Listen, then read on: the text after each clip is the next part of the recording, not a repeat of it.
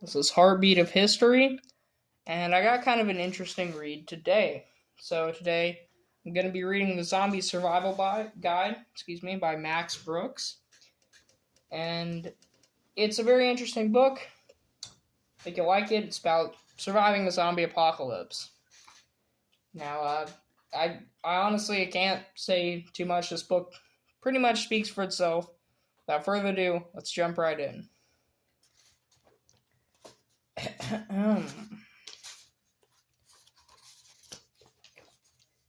The Undead, Myths and Realities. He comes from the grave, his body a home of worms and filth. No life in his eyes, no warmth of his skin, no beating of his breast. His soul as empty and dark as the night sky. He laughs at the blade, spits at the arrow, for they will not harm his flesh.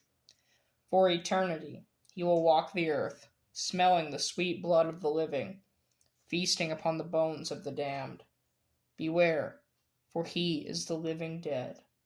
Obscure Hindu text, 1000 BC. Zombie, also zombies.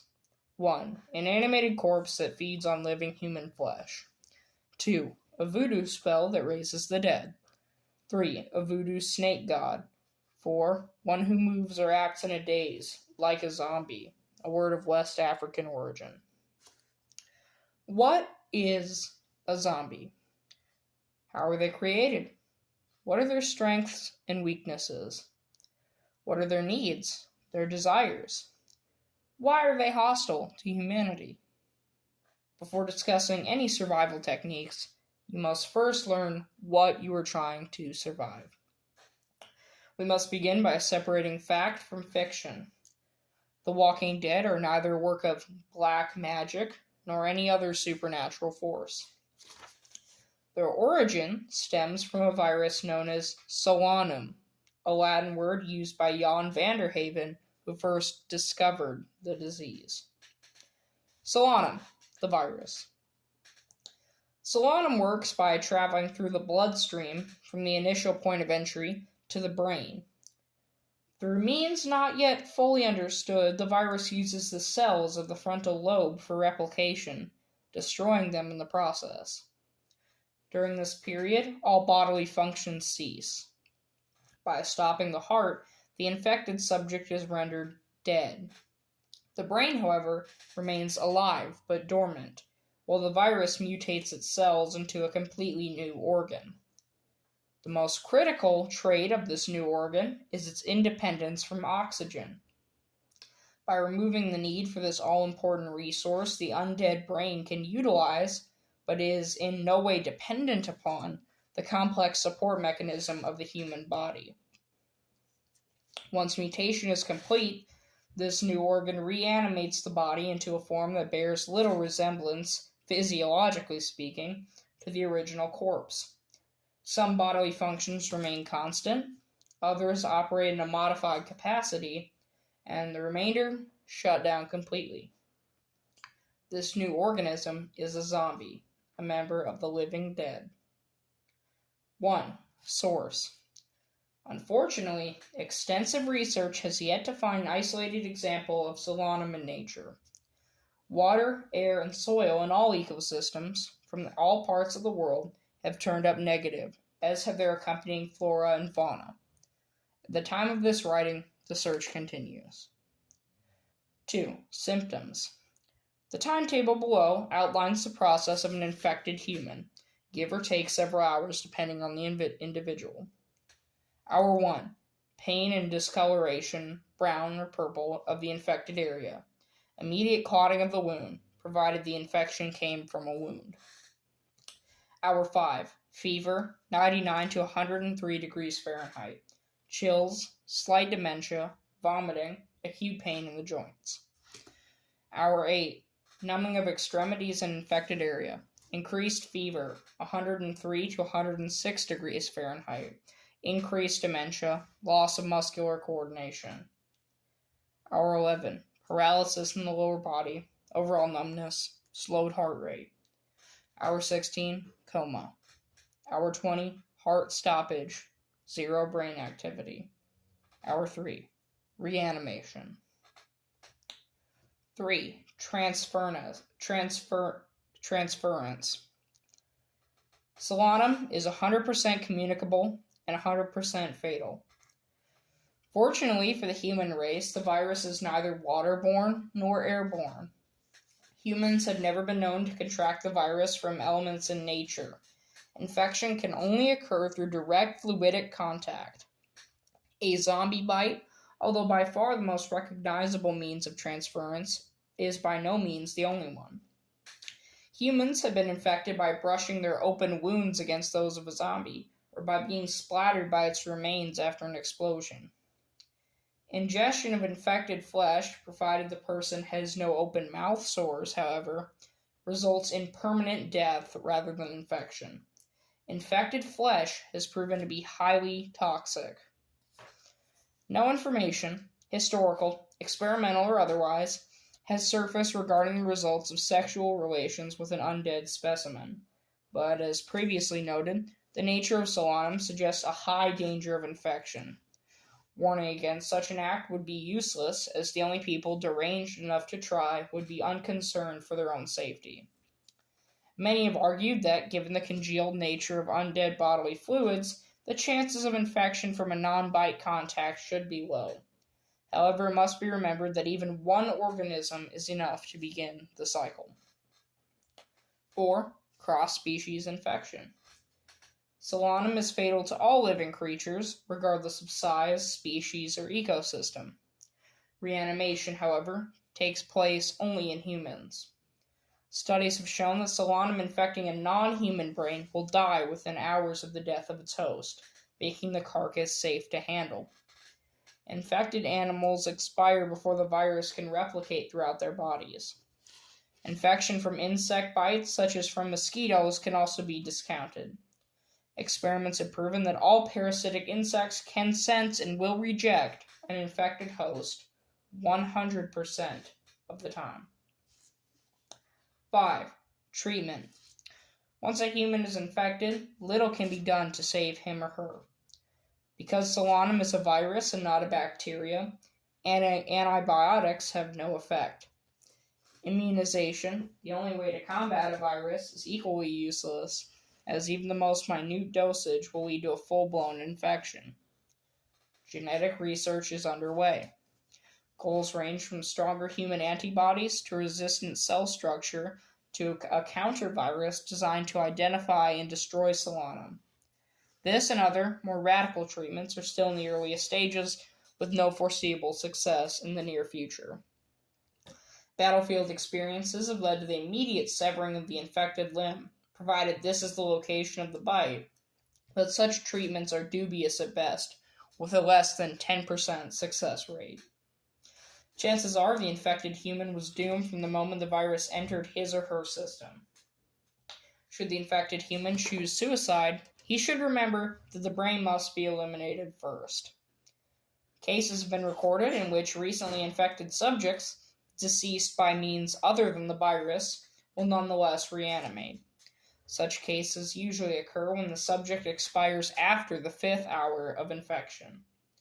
Regardless, any person killed after being bitten or otherwise infected by the undead should be immediately disposed of.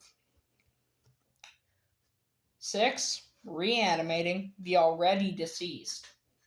It has been suggested that fresh human corpses could reanimate if solanum were introduced after their demise. This is a fallacy. Zombies ignore necrotic flesh and therefore could not transfer the virus. Experiments conducted during and after World War II have proven that injecting solanum into a cadaver would be futile because a stagnant bloodstream could not transport the virus to the brain. Injection directly into a dead brain would be equally useless, as the expired cells could not respond to the virus. Solanum does not create life. It alters it. Zombie attributes. Number 1. Physical abilities. Too often, the undead have been said to possess superhuman powers, unusual strength, lightning speed, telepathy, etc. Stories range from zombies flying through the air to their scaling vertical surfaces like spiders. While these traits might make for fascinating drama, the individual ghoul is far from a magical, omnipotent demon. Never forget that the body of the undead is, for all practical purposes, human. What changes do occur are in the way this new reanimated body is used by the now infected brain. There is no way a zombie could fly unless the human it used to be could fly. The same goes for projecting force fields, teleportation, moving through solid objects, transforming into a wolf, breathing fire, or a variety of other mystical talents attributed to the Walking Dead. Imagine the human body as a toolkit. The somnambulist brain has those tools, and only those tools, at its disposal. It cannot create new ones out of thin air. But it can, as you will see, use these tools in unconventional combinations or push their durability beyond normal human limits. A. Sight. The eyes of a zombie are no different than those of a normal human. While still capable, given their rate of decomposition, of transmitting visual signals to the brain, how the brain interprets these signals is another matter. Studies are inconclusive regarding the undead's visual abilities. They can spot prey at distances comparable to a human, but whether they can distinguish a human from one of their own is still up for debate. One theory suggests that the movements made by humans, which are quicker and smoother than those of the undead, is what causes them to stand out to the zombie eye. Experiments have been done in which humans have attempted to confuse approaching ghouls by mimicking their motions and adopting a shambling, awkward limp. To date, none of these experiments have succeeded. It has been suggested the zombies possess night vision, a fact that explains their skill at nocturnal hunting. This theory has been debunked by the fact that all zombies are expert night feeders, even those without eyes. There is no question that zombies have excellent hearing. We're on B, sound. There's no question that zombies have excellent hearing. Not only can they detect sound, they can determine its direction. The basic range appears to be the same as that for humans. Experiments with extreme high and low frequencies have yielded negative results. Tests have also shown that zombies are attracted by any sounds, not just those made by living creatures. It has been recorded that ghouls will notice sounds ignored by living humans. The most likely, if unproven, explanation is that zombies depend on all their senses equally. Humans are sight-oriented from birth, depending on other senses only if the primary one is lost. Perhaps this is not a handicap shared by the Walking Dead. If so, it would explain their ability to hunt, fight, and feed in total darkness. C. Smell. Unlike with sound, the undead have a more acute sense of smell. In both combat situations and laboratory tests, they have been able to distinguish the smell of living prey above all others. In many cases, in given ideal wind conditions, zombies have been known to smell fresh corpses from a distance of more than a mile. Again, this does not mean that ghouls have a greater sense of smell than humans, simply that they rely on it more. It is not known exactly what particular secretion signals the presence of prey: sweat, pheromones, blood, etc. In the past, people seeking to move undetected through infested areas have attempted to mask their human scent with perfumes, deodorants, or other strong-smelling chemicals. None were successful. Experiments are now underway to synthesize the smells of living creatures as a decoy or even repellent to the Walking Dead. A successful product is still years away. D. Taste. Little is known about the altered taste buds of the Walking Dead. Zombies do have the ability to tell human flesh apart from that of animals, and they prefer the former. Ghouls also have a remarkable ability to reject carrion, and carrion is like a rotted corpse. It's meat that's not fresh, in favor of freshly killed meat. A human body that has been dead longer than 12 to 18 hours will be rejected as food. The same goes for cadavers that have been embalmed or otherwise preserved. Whether this has anything to do with taste is not yet certain. It may have to do with smell or perhaps another instinct that has not been discovered. As to exactly why human flesh is preferable, science has yet to find an answer to this confounding, frustrating, terrifying question. E. Touch. Zombies have literally no physical sensations. All nerve receptors throughout the body remain dead after reanimation. This is truly their greatest and most terrifying advantage over the living. We, as humans, have the ability to experience physical pain as a signal of bodily damage. Our brain classifies such sensations, matches them to the experience that instigated them, and then files the information away for use as a warning against future harm. It is this gift of physiology and instinct that has allowed us to survive as a species. It is why we value virtues such as courage, which inspires people to perform actions despite warnings of danger.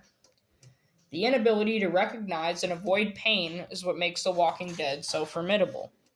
Wounds will not be noticed and therefore will not deter an attack. Even if a zombie's body is severely damaged, it will continue to attack until nothing remains. F. Sixth sense. Historical research, coupled with laboratory and field observation, have shown that the Walking Dead have been known to attack even when all their sensory organs have been damaged or completely decomposed. Does this mean that zombies possess a sixth sense? Perhaps. Living humans use less than 5% of their brain capacity. It is possible that the virus can stimulate another sensory ability that has been forgotten by evolution. This theory is one of the most hotly debated in the war against the undead. So far, no scientific evidence has been found to support either side. G. Healing. Despite legends and ancient folklore, undead physiology has been proven to possess no powers of regeneration. Cells that are damaged stay damaged. Any wounds, no matter what their size and nature, will remain for the duration of that body's reanimation. A variety of medical treatments have been attempted to stimulate the healing process in captured ghouls. None were successful. This inability to self-repair, something that we as living beings take for granted, is a severe disadvantage to the undead. For example, every time we physically exert ourselves, we tear our muscles. With time, these muscles rebuild to a stronger state than before. A ghoul's muscle mass will remain damaged, reducing its effectiveness every time it is used. H. Decomposition. The average zombie lifespan, how long it is able to function before completely rotting away, is estimated at 3 to 5 years. As fantastic as this sounds, a human corpse being able to ward off the natural effects of decay, its cause is rooted in basic biology. When a human body dies, its flesh is immediately set upon by billions of microscopic organisms. These organisms were always present in the external environment and within the body itself. In life, the immune system stood as a barrier between these organisms and their target. In death, that barrier is removed. The organisms begin multiplying exponentially as they proceed to eat and thereby break down the corpse on a cellular level. The smell and discoloration associated with any decaying meat are the biological processes of these microbes at work. Oh, sorry, bit of a cough. When you order an aged steak, you are ordering a piece of meat that has begun to rot. Its formerly toughened flesh softened by microorganisms breaking down its sturdy fiber. Within a short time, that steak, like a human corpse, will dissolve to nothing, leaving behind only material too hard or innutritious for any microbe, such as bone, teeth, nails, and hair. This is the normal cycle of life, nature's way of recycling nutrients back into the food chain. To halt this process and preserve dead tissue, it is necessary to place it in an environment unsuitable for bacteria. such as in extreme low or high temperatures, and toxic chemicals such as formaldehyde, or in this case, to saturate it with solanum.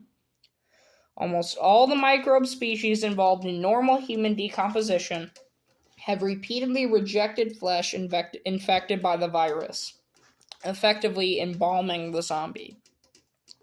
Were this not the case, combating the living dead would be as easy as avoiding them for several weeks or even days as they rotted away to bones. Research has yet to discover the exact cause of this condition. It has been determined that at least some microbe species ignore the repelling effects of solanum. Otherwise, the undead would remain perfectly preserved forever.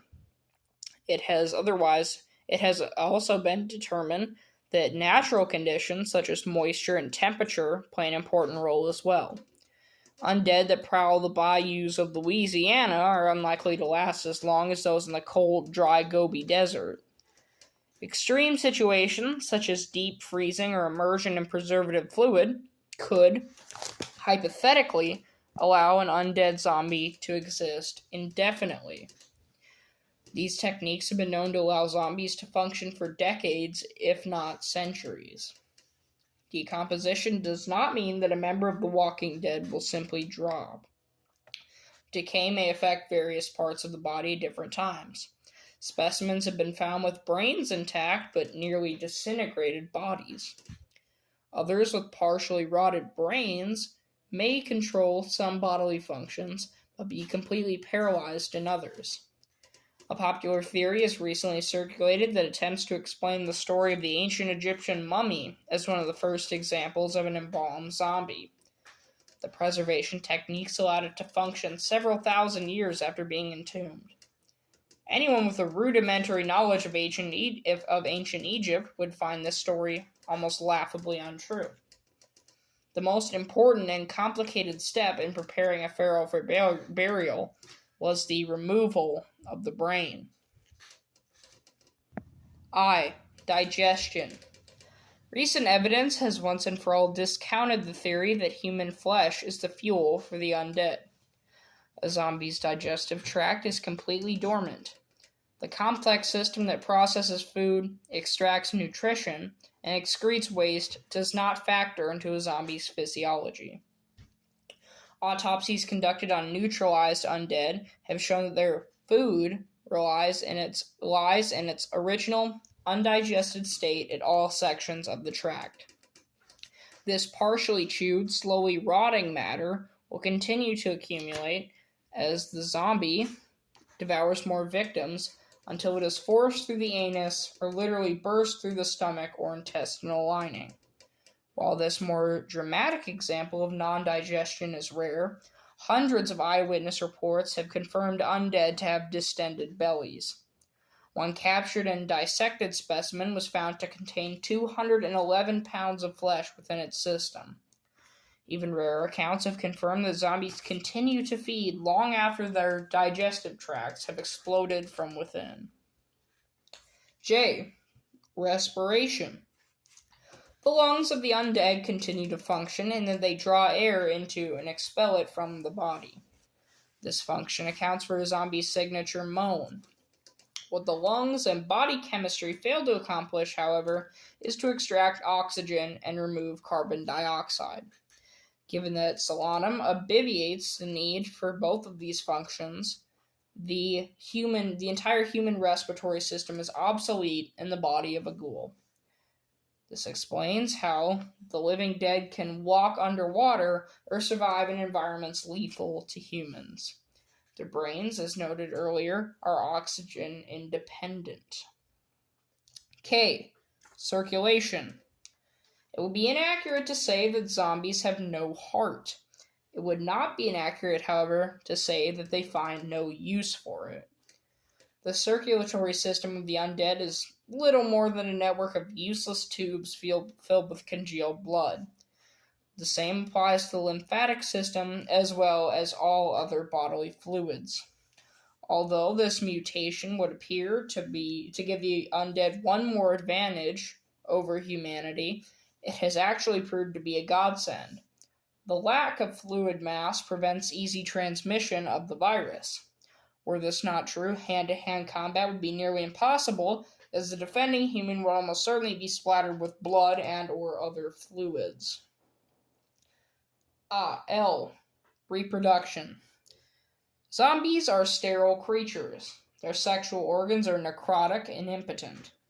Attempts have been made to fertilize zombie eggs with human sperm and vice versa. None has been successful. The undead have also shown no signs of sexual desire, either for their own species or for the living. Until research can prove otherwise, humanity's greatest fear, the dead, reproducing the dead, is a comforting impossibility. M. Strength. Ghouls possess the same brute force as the living. What power can be exerted depends greatly on the individual zombie. What muscle mass a person has in life would be all he possesses in death. Unlike a living body, adrenal glands have not been known to function in the dead, denying zombies the temporary burst of power we humans enjoy. The one solid advantage the living dead do possess is amazing stamina. Imagine working out or any other active physical exertion. Chances are that pain and exhaustion will dictate your limits. These factors do not apply to the dead. They will continue and act with the same dynamic energy until the muscles supporting it literally disintegrate. While this makes for progressively weaker ghouls, it allows for an all-powerful first attack.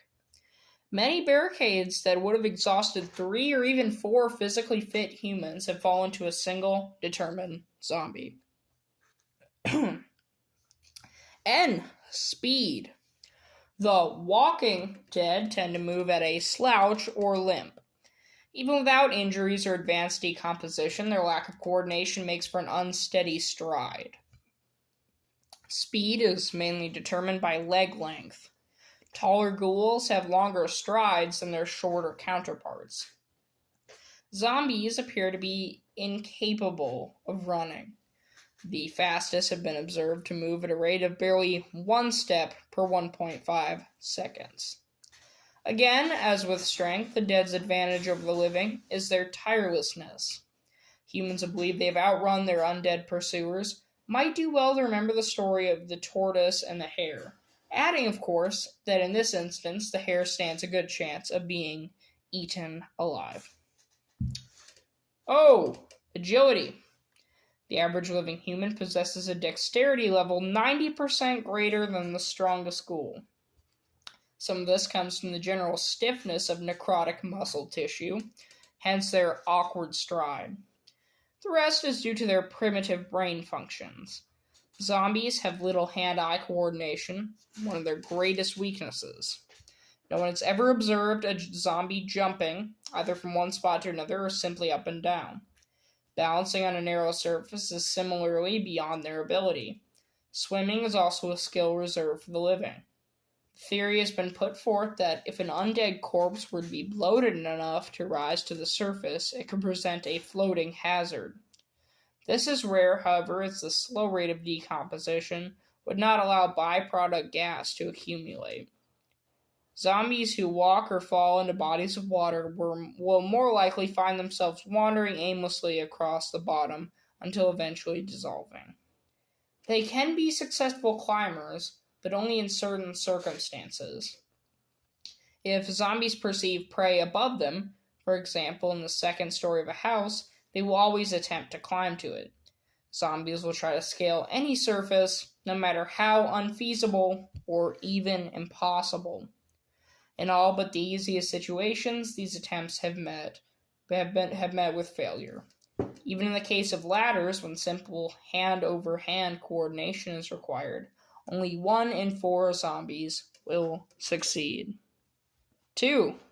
Behavioral patterns. A. Intelligence.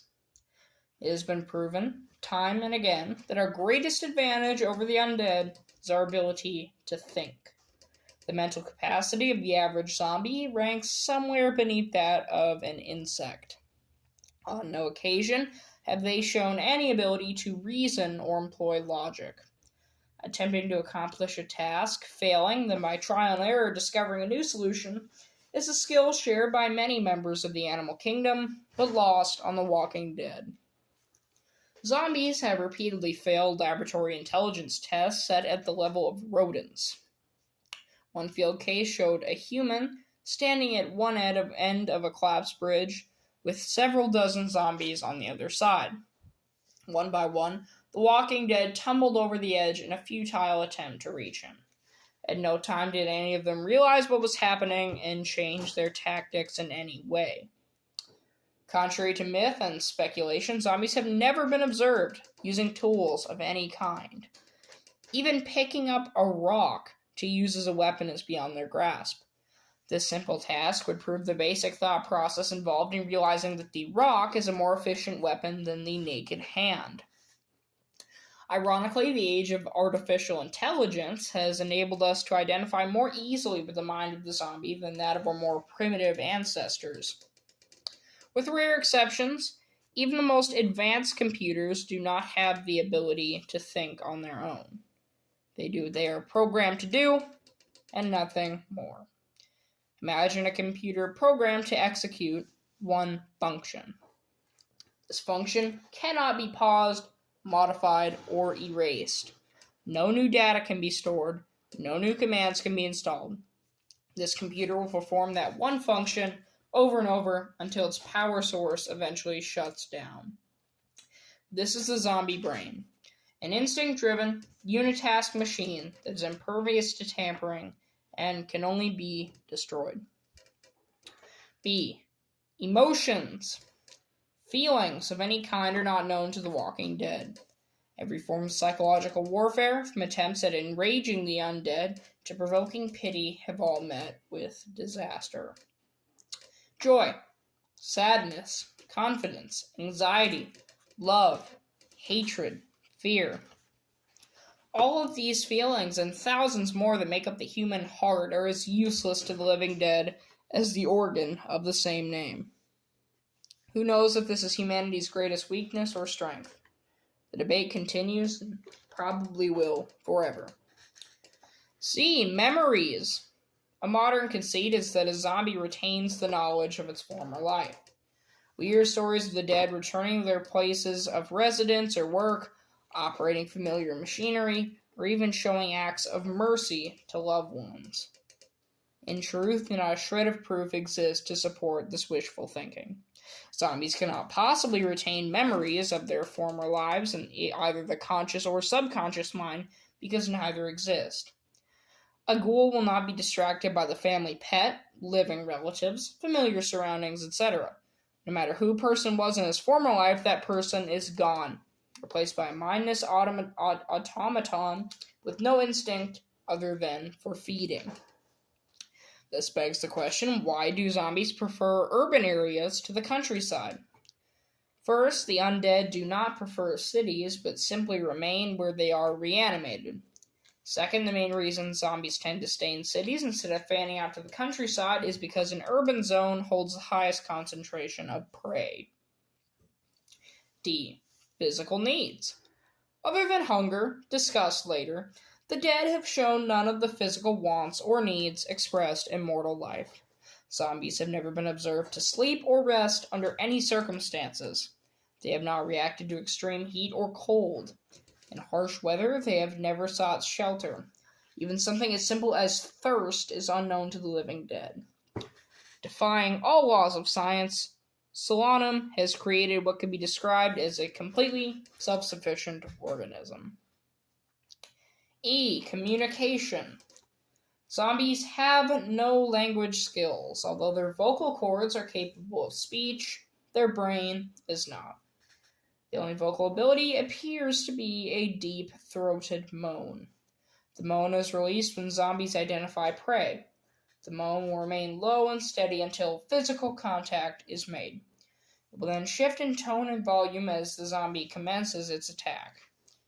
This eerie sound, so typically associated with The Walking Dead, serves as a rallying cry for other zombies and, as has been recently discovered, is a potent psychological weapon. F. Social dynamics. Theories have always proliferated that the undead function as a collective force. From an army controlled by Satan to an insect-like pheromone-driven hive, to the most recent notion they achieve group consensus by hierarchy. The truth is that zombies have no social organization to speak of. There is no hierarchy, no chain of command, no drive toward any type of collectivization.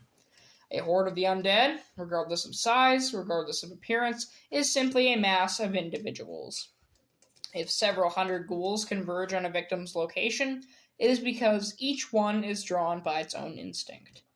Zombies appear to be unaware of one another. Individuals have never been observed to react to the sight of one another at any range. This goes back to the question of sense. How does a zombie distinguish between one of its own and a human or other prey at the same range? The answer is yet to be found. Zombies do avoid one another in the same way they avoid inanimate objects. When they bump into one another, they make no attempt to connect or communicate. Zombies feasting on the same corpse will tug repeatedly on the meat in question rather than shove a competitor out of the way. The only suggestion of communal effort is seen in notorious swarm attacks. The moan of a ghoul calling others within earshot. Once they hear the wail, other walking dead will almost always converge on its source. An early study theorized that this was a deliberate act, that a scout used its moan to signal the others to attack. However, we now know that it happens purely by accident. The ghoul that moans at the detection of prey does so as an instinctive reaction, not as an alert. G. Hunting. Zombies are migratory organisms with no regard for territory or concept of home. They will travel miles and perhaps, given time, cross continents in their search for food. Their hunting pattern is random. Ghosts will feed at night and during the day. They will stumble through an area rather than deliberately searching it. Certain zones or structures will not be singled out as more likely to contain prey. For example, some have been known to search farmhouses and other rural structures, while others in the same group have moved by without even a glance. Urban zones take more time to explore, which is why the undead remain longer in these areas, but no building will take precedence over another. Zombies appear to be totally unaware of their surroundings. They do not, for example, move their eyes in a way that would take in the information of a new setting. Shuffling silently, with a 1,000-yard stare, they will wander aimlessly, regardless of location, until prey is detected. As discussed earlier, the undead possess an uncanny ability to home in on a victim's precise location. Once contact is made, the previously silent, oblivious automaton transforms into something more closely related to a guided missile. The head turns immediately in the direction of its victim, the jaw drops, lips retract, and from the depths of its diaphragm comes the moan. Once contact is made, zombies cannot be distracted by any means. They will continue to pursue their prey, stopping only if they lose contact, make a successful kill, or are destroyed. H. Motivation. Why do the undead prey upon the living? It has been proven that human flesh serves no nutritional purpose. Why does their instinct drive them to murder? The truth eludes us. Modern science, combined with historical data, has shown that living humans are not the only delights on the undead menu. Rescue teams entering an infested area have constantly reported them stripped of all life. Any creatures, no matter what their size or species, will be consumed by an attacking zombie. Human flesh, however, will always be preferable to other life forms. One experiment presented a captured specimen with 2 identical cubes of meat. One human, one animal. The zombie repeatedly chose the human. Reasons for this are still unknown.